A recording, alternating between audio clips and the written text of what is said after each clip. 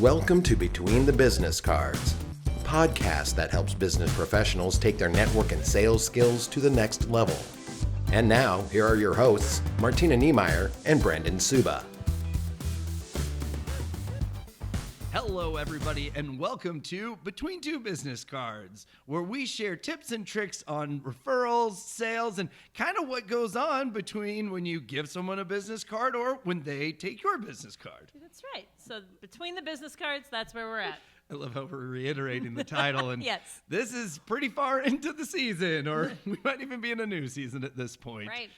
Anyways, so I'm Brandon with Valley Construction. And I'm Martina with Center Sphere. And today we're going to talk about a topic that we've touched on before, but Martina, she sends me a lot of good stuff, and I enjoy it every time. But this one was really, really cool because it takes the elevator pitch. And if you're not watching us on the Center Sphere YouTube, I'm doing quotes because I'll explain how much I don't love it called that. Anyways, but we're talking about elevator pitch, but it's a very simple 3-step process. Sure. That we've touched on this before, but like I said, this will make it even easier. So if that episode you were like, I still can't figure it out, this might help a little bit more. Well, and you use these in a lot of different places, and like you were alluding to, they are called elevator pitches with the idea that in the time that you're riding up in an elevator or down in an elevator and somebody says, what is it that you do, or who are you with, or whatever, you are able to kind of give them your spiel, if you would, and have them have a general idea of what it is that you do before that door opens. My big thing is you should always be more interested than interesting. Sure. So I feel an elevator pitch is a good concept because you can quickly educate someone on what you do, but then get back to knowing more about them. So then Sure. if the conversation carries on and you do get the opportunity to really dig in more on what you do, great. But if not, at least you don't walk away going, oh, shoot, I didn't even tell them what I did. Yeah. But you also didn't bombard them with, this is what I do, and this is also what I do, and this is how I do it, and this is how I'm going to do it for you, and then I can do it for your referrals. And because, again, if you're out networking, that's not the best position to be in. And so other places that this shows up that are probably more of the ways that we see people use them, they keep getting called elevator pitches, but they're really introductions. You know, it's the first time that somebody may encounter you, may encounter your business, and that might be at the beginning of your chapter meeting. It might be at an event when you simply are walking up, introducing yourself, and someone asks that, amazing question of what is it that you do, and you start to have that conversation of, this is who I help, and this is what problems I solve, and all of the things that we would love to have be a part of your elevator pitch. Yep. So the 3 steps, and then we'll break them down a little bit, is you have, I guess you shouldn't. Hold on. The 3 steps are problem, product, and results. Sure. So now let's break them down. I was trying to break them down to add, so I was just sharing the simple. So problem. Okay. So this is when you are trying to get the person to understand, their pain point a little bit, the thing that is probably that little bit of annoying something. It really and truly, it is the problem that they're having, right? Mm-hmm. You want to make it in a story format. That's a really great idea. People identify with stories. And oftentimes, if you're sharing it in a way that's super identifiable, people are either going to have a personal experience with it or they're going to know someone who does. And that's immediately when their wheels start turning on that piece. So I like the facts tell, stories sell. So I'm a big fan of telling stories anyways. I think we both are, hence why we thought a podcast would be a good idea.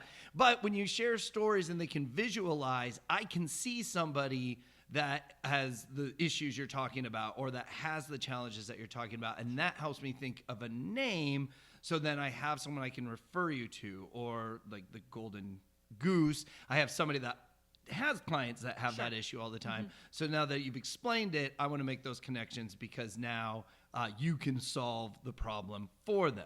So we can't use the example that we want to just because it's not our example. So let's just do this a little on the fly here. Sure. I'll use construction. So a big problem in construction is you get a price, the project starts, and then the price just keeps growing and growing and growing, and it's hard to budget for. So at Valley Construction, we do a guaranteed price once we're through the design phase. So the problem is I've dealt with, so here, I'll just use the story.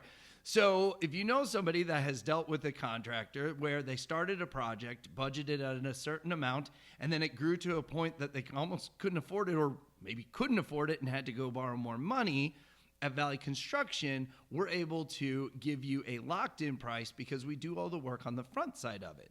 So now, if you have a friend or a family member that was complaining at Thanksgiving about the horrible experience they had, you'd be like, oh, hey, I know somebody that can help that. Or what I would want is you help somebody realize, if you're interviewing contractors, here's a much better option because they have the locked-in price versus all these other issues that I've heard. That's a perfect example. Well, thank you. Yes. It's kind of like, it's my example. Yes, exactly. Well, and that can be really powerful. And like you said, somebody at Thanksgiving is complaining about it, or they run into this a lot. Maybe they are somebody who comes in after that fact, and so they've already heard these stories from people. And so it's just really great to be able to educate while also telling a story that people can identify with. Right. And of course, mine was very long-winded, and I put the result for the solution in there and everything. But being an elevator, you'd want to simply say, I can help people that have had a bad experience with a general contractor because we can do a locked-in price, so it can be budget-friendly and on time. So when you do commit to a large addition that you're building on your home, you're going to get it done in the time that you expected it with the price that you were quoted. Boom. Boom. And the elevator dings, ding, and we get off. How many elevators do you ride in? A day? Yeah. Minimum? Well, do they not ding anymore? They do. Okay, I was I think. been I don't in know. one recently, I mean, but- truly, I'm not hardly ever in elevators. I know. No, maybe I just operate on ground floor situations, but Keeping it level. yeah. Okay, so product. So the problem, we're telling a story. I think we beat that one pretty good. Yeah. The product then. You need to know your product. And again, going back to the facts tell, stories sell, it's the old saying, you don't sell the steak, you sell the sizzle. And so that's where you want to have something specific that's a benefit, right? You want to basically sell the benefits because that's what's going to drive people to the referral piece then. And you can definitely put in some of those things that make you more attractive, for sure. But sometimes the product is very similar to something else they maybe have encountered, and so that sizzle piece. I mean, the steak, not the steak, the sizzle end of things is really an easy thing to think about because we've all encountered multiple steaks, right? And right? I mean, here we are, We're in Nebraska. We are. Anyway, we've all encountered something probably similar to what someone might be selling. Now, you may come across those things in the wild that you're like, woo, okay, that's a brand new thing I've never heard of.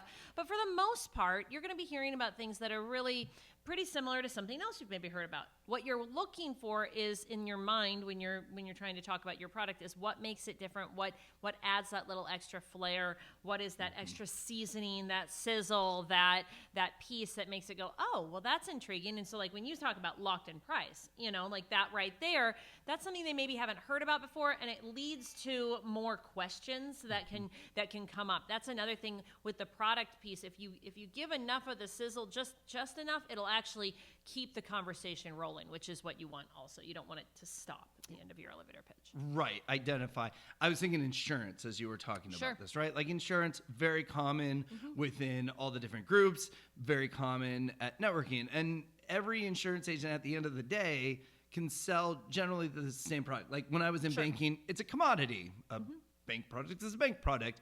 But when you talk about your product and you share what's different, how you do it differently, just those, or like you said, something that's unique, that's where then it's, oh, hey, I want to know a little bit more about that. I'm not just talking to just your same old insurance agent. There are opportunities here. Right. Something people haven't considered before, something just spark interest. So awesome. And then the result. So the solution, how does this help that problem? And for me, that's where I think it really is the aha moment. Like if you do this correctly, you're giving someone else an aha moment where they go, oh my gosh, Aunt Cheryl has always dealt with that. We need to connect. I need to introduce you to Aunt Cheryl. And ultimately that's I mean, yes, it's not guaranteed business when they're out there, but it's always cool when that does happen. Yeah, and you want to almost draw back to this story piece. You're painting the ideal. You're painting a picture for people, right? So if you're going to this result, you want to make sure that you're showing them what it could look like. You're not like, oh, and it's really great. No, that doesn't tell them, right? You want to paint this picture of this is the ideal situation that you now get to experience because you worked with me or you bought our product or whatever that happens to look like. So when you're referring or you're trying like, hey, you should contact Martina, when the referral person is like, well, why? You kind of have more with the solution and the results. Oh, because this will take care of that problem. It'll be a locked-in price, so you know what you're going to pay, so you don't have to deal with what you've dealt with in the past. So you almost like work it backwards, like work it forward, work it backward. Yeah. It's awesome. So keeping it simple, though, the problem, the product, and the results. So a story... It says steak versus sizzle, so that's not really the story, what your product is, and then the solution so that can be translated by the person you're sharing it with. Yep. And as we've talked about before, with any of these things, rehearse those, practice them, and change them up. Have a collection of things, because chances are you don't just help one person with one specific type of problem. You are helping lots of people with lots of different problems. They may look similar, but people are going to identify with those a little bit differently as you tell them. And you never know which one's going to click for people. So change it up, keep it fresh. We say people should be able to give a version of your elevator speech or a version of your introduction in Centersphere if they've gotten to know you. That's true, but they also shouldn't know exactly what you're going to say when you stand up in the room, because you say the exact same thing every single week. That doesn't spark interest. That doesn't make people ask questions. That just is like, oh, here's Bob again. He's going to say the exact same thing. Keep it fresh and keep looking for those things, especially if you encounter something new that you're working with, or something that's really unique, like a unique problem that you solved. Those stories can really go a long ways in your elevator pitches or your introductions to just drawing in that interest. Well, and I like the line of have more than one, because if you're talking to somebody and you're like on the tip of the iceberg to the solution they need, but it's just not there, and they're like, well, what about this? It's good to have kind of the same model to share if they have then another question about a different situation. Sure. And that just comes with practice. It comes with you sitting down. Some people will write them out and practice them in front of the mirror, get really comfortable with that. Depending on who you are as a person, that may be beneficial to you or it may not. If this is something you're nervous about, spend some time on it. Yeah. Don't think that this is just going to be something you can just wing. Yes, there are people who have done this for years and years, and they can wing it, but you can definitely tell the people who put a little more time and effort into thinking this out to make sure that they're getting in contact with the people that they really want to work with. Mm-hmm. So I hope you all practice this in the mirror, write it out, and really sell yourself that sizzle next time that you're working on your elevator speech. You use so many good, the classic. Things. When we were writing the notes for this, I'm like, here's another classic line and I don't coin any of these phrases. I have borrowed them from many more successful people than me. That's why I'm on my way there. So with that, please share this with other like-minded business professionals that you may know, or maybe somebody that's just getting into networking. Check out the Centersphere YouTube page where you can watch the videos of Martina and I with all of our hand gesture. I guess I gesture more than you do, but we both speak with our hands quite a bit. We do. But other than that, we look forward to talking to you on the next podcast.